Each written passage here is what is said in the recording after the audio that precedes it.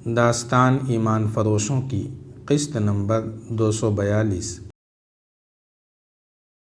Safe الدین نے پیغام ملتے ہی اپنے بھائی عز الدین کو، 2 سینئر جرنیلوں کو اور موصل کے ایک نامی گرامی خطیب ابن المخدوم کو بلایا۔ سب آ گئے تو اس نے ایلچی کا یہ پیغام سب کو سنا کر کہا، آپ سب میرے اس فیصلے اور ارادے سے اچھی طرح آگاہ ہیں کہ میں صلاح الدین ایوبی کی اطاعت قبول نہیں کروں گا۔ میری رگوں میں بھی وہی خون ہے جو اس کی رگوں میں ہے۔ آپ لوگ مجھے یہ مشورہ دیں کہ میں فوری طور پر اپنی فوج مشترکہ کمان میں دے دوں یا نہیں۔ میرا ارادہ یہ ہے کہ ہماری فوج ظاہری طور پر مشترکہ کمان میں رہے، لیکن آپ لوگ اسے الگ تھلگ لڑائیں تاکہ جو علاقہ ہماری فوج فتح کرے اس کا مالک میرے سوا اور کوئی نہ بن سکے۔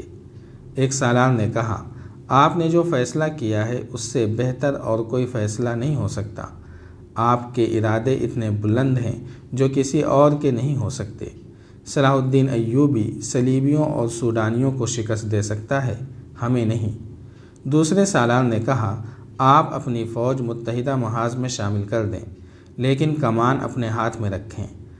ہم اپنی فوج کو اس طرح لڑائیں گے کہ ہماری کامیابیاں حلب اور حران کی فوج سے الگ تھلگ نظر آئیں گی۔ ہم آپ کے حکم پر جانیں قربان کر دیں گے۔ شہنشاہ موصل، پہلے سالار نے کہا، ہم آپ کو سلطنت اسلامیہ کا شہنشاہ بنائیں گے جس کے خواب صلاح الدین ایوبی دیکھ رہا ہے۔ صلاح الدین ایوبی کا سر کاٹ کر آپ کے قدموں میں رکھوں گا، دوسرے نے کہا۔ اس کی فوج ارستان کی وادیوں سے زندہ نہیں نکل سکے گی۔ آپ فوری طور پر کوچ کا حکم دیں، فوج تیار ہے۔ دونوں سالار ایک دوسرے سے بڑھ چڑھ کر اپنی وفاداری اور ایثار کا اظہار کر رہے تھے۔ عز الدین خاموش بیٹھا اپنی باری کا انتظار کر رہا تھا، اور خطیب المخدوم کبھی ان سالاروں کو اور کبھی سیف الدین کو دیکھتا اور سر جھکا لیتا تھا۔ عز الدین، تمہارا کیا خیال ہے؟ سیف الدین نے اپنے بھائی سے پوچھا۔ مجھے آپ کے اس فیصلے سے اتفاق ہے کہ ہمیں سلطان صلاح الدین ایوبی کے خلاف لڑنا ہے، عز الدین نے کہا، لیکن ہمارے سالاروں کو اس قسم کی جذباتی باتیں زیب نہیں دیتی جیسی ان دونوں نے کی ہیں۔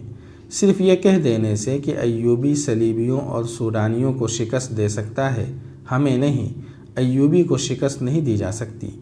میں یہ کہوں گا کہ جس نے کم تعداد میں صلیبیوں کی کئی گنا زیادہ فوج کو شکست دی ہے وہ آپ کو بھی شکست دے سکتا ہے۔ جس نے صحرائی فوج برفانی وادیوں میں لڑا کر 4 قلعے فتح کر لیے اور ریمانڈ کی فوج کو پسپا ہونے پر مجبور کیا ہے، وہ برف پگھل جانے کے بعد زیادہ اچھی طرح لڑے گا۔ ہمیں کسی خوش فہمی میں مبتلا نہیں ہونا چاہیے، دشمن کو کمتر نہیں سمجھنا چاہیے۔ آپ یہ سوچیں کہ وہ حالات کیسے ہیں جن میں آپ کو لڑنا ہے، اس میدان کی بات کریں جہاں آپ لڑیں گے، اور اس دشمن کی فوج کی بات کریں جو آپ کے مقابل ہیں۔ عز الدین نے سلطان ایوبی کی فوج کی خوبیاں بیان کیں، پھر سلطان ایوبی کے لڑنے کے طریقے بیان کیے، اور جس میدان میں لڑائی متوقع تھی اس کے کوائف پر روشنی ڈال کر کہا، برف پگھل رہی ہے اور بہار کی بارشیں اس سال تاخیر سے برس رہی ہیں۔ سلطان ایوبی کی فوج خیموں میں ہے، لیکن گھوڑوں کو خیموں میں نہیں رکھا جا سکتا۔ اس وقت اس کی فوج کے جانور درختوں کے نیچے یا کھوہوں اور غاروں میں رہتے ہیں۔ گھوڑے اور اونٹ اس حالت میں زیادہ دیر تندرست نہیں رہ سکتے۔ یہ توقع بھی رکھنی چاہیے کہ ایوبی کے سپاہی پہاڑی علاقے سے اکتا چکے ہوں گے۔ یہ بھی پیش نظر رکھ لیں کہ ہم نے اپنی فوج حلب اور حران کی فوج سے ملا دی تو ایوبی محاصرے میں لیا جا سکے گا، لیکن یہ بھی نہ بھولیں کہ جب مسلمان سپاہی کے سامنے آئے گا تو اسلام کا ابدی رشتہ انہیں گتھم گتھا کرنے کے بجائے انہیں بغل گیر بھی کر سکتا ہے۔ تلواریں جو وہ ایک دوسرے کے خلاف نکالیں گے جھک بھی سکتی ہیں اور خون بہائے بغیر نیاموں میں بھی واپس جا سکتی ہیں۔ عز الدین، سیف الدین نے اس کی بات کاٹتے ہوئے کہا، تم صرف فوجی ہو، تم صرف خون، تلوار اور نیام کی باتیں سوچ سکتے ہو۔ یہ چالیں مجھ سے سیکھو کہ مسلمان سپاہی کے خلاف کس طرح لڑایا جا سکتا ہے۔ پرسوں ماہ رمضان شروع ہو رہا ہے۔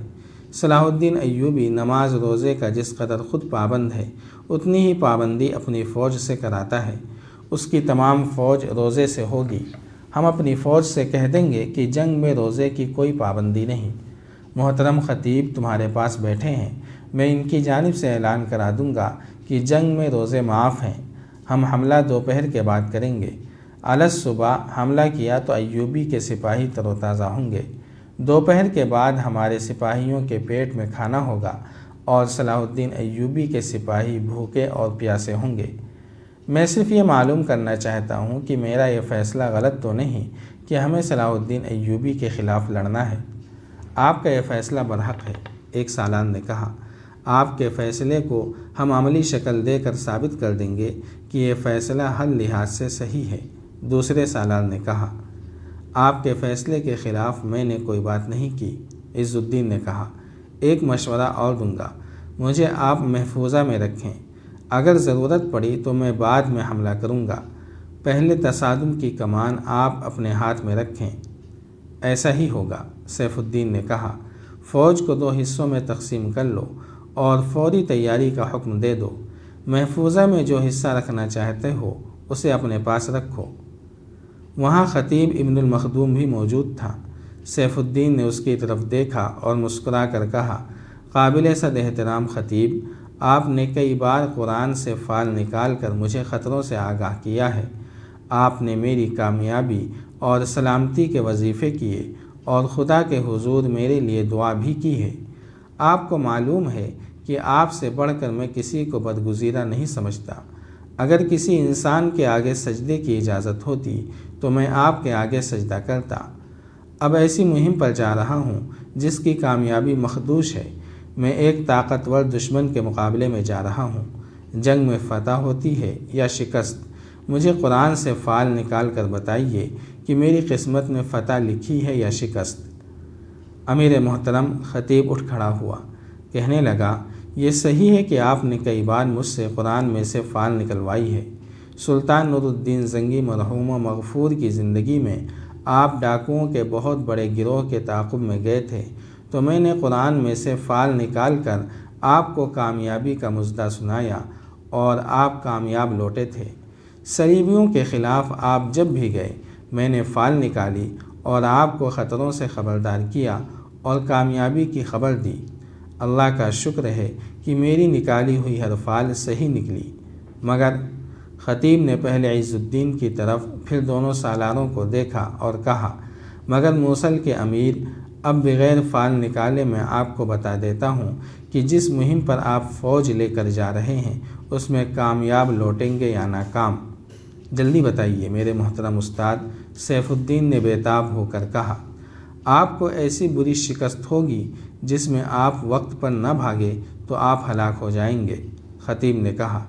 اس مہم پر نہ خود جائیں، نہ اپنے بھائی کو بھیجیں، نہ اپنی فوج کو بھیجیں۔ سیف الدین کے چہرے کا رنگ بدل گیا۔ یہ بتانا مشکل تھا کہ وہ گھبرایا ہے یا ڈرا ہوا ہے۔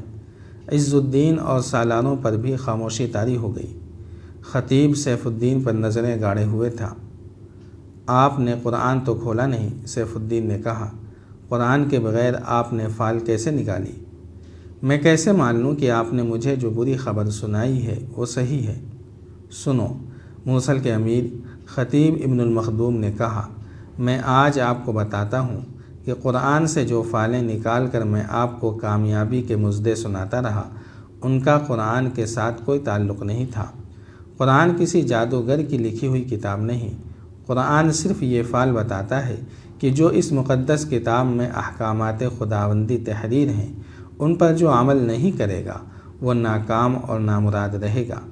اس سے پہلے آپ صلیب کے پرستاروں کے خلاف لڑنے گئے تو آپ کے کہنے پر میں نے قرآن کی فال آپ کو بتائی کہ آپ کامیاب لوٹیں گے۔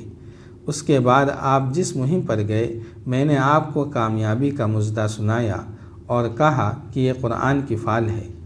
ہر فال نیک تھی، جس کی وجہ صرف یہ تھی کہ آپ کی ہر مہم اور ہر کام خدا کے حکم کے عین مطابق تھا۔ مگر یہ مہم جس پر آپ جا رہے ہیں خدائی احکام کی سری خلاف ورزی ہے۔ آپ کفار کے ہاتھ مضبوط کر رہے ہیں، ان سے مدد مانگ کر رسول صلی اللہ علیہ وسلم کی ناموس پر فدا ہونے والوں کے خلاف لڑنے جا رہے ہیں۔ جاری ہے۔